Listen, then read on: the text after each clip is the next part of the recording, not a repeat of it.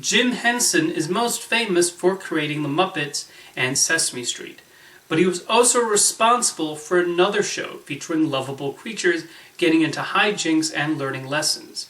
That show was Fraggle Rock, which aired on HBO and centered on an underground community trying to get along and finding out about the human world above.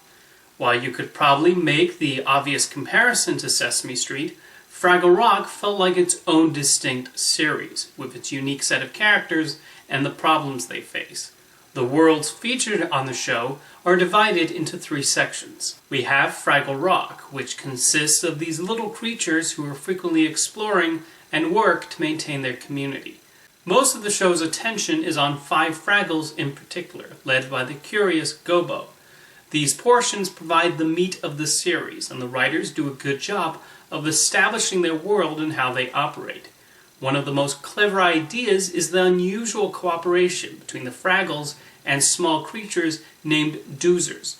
Doozers are construction workers who spend their days building all sorts of structures that the Fraggles then munch on. It's a cyclical process that the Doozers really enjoy participating in and gives them a necessary drive. While the Fraggles are traditional Muppets, the Doozers were done mechanically, and it's an impressive special effect. Just outside of Fraggle Rock reside the Gorgs, 3 members of a royal family who view the Fraggles as strange little beings who are often after their radishes. At first glance, they seem like the main villains, and while they certainly prove to be threats to the Fraggles on more than one occasion, they do have a bit more dimension to them than initially expected. I would not even necessarily refer to the Gorgs as villains. Instead, they sort of live in their own self-appointed bubble and lack any real knowledge of the world outside of their little radish patch. Throughout the series, even as Gorg Jr. chases after the Fraggles, he learns a little bit more about compassion and the importance of these strange creatures that continually run into his garden. There's even one episode where he thinks he killed a Fraggle, and we see how devastated he is by this action and how genuinely remorseful he is. Then there are the human portions, featuring an inventor named Doc and his dog Sprocket.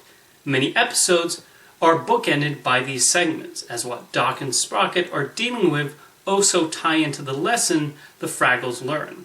Jared Parks played Doc and was able to have believable chemistry with Sprocket, with the show mining a decent amount of storylines out of the lack of communication between the two. You can tell how close the 2 characters are, and it's often funny seeing the scrapes Doc gets into with his neighbor. Sometimes Doc and Sprocket's actions even have an effect on the Fraggles.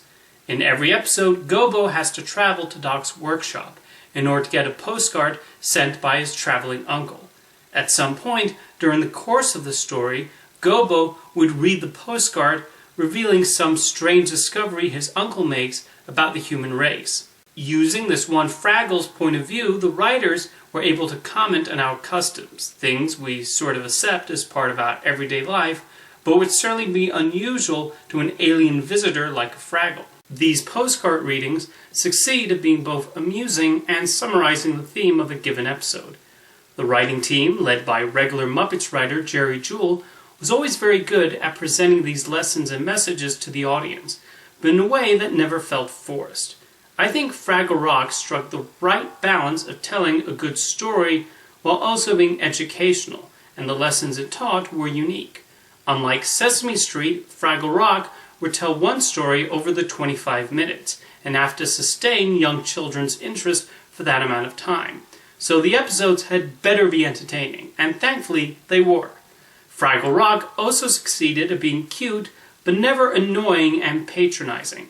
I think a large reason for this is also that the characters were genuinely likable, but certainly had their flaws. Doc, for instance, had an unpredictable temper, and occasionally lashes out at Sprocket when he gets frustrated with something.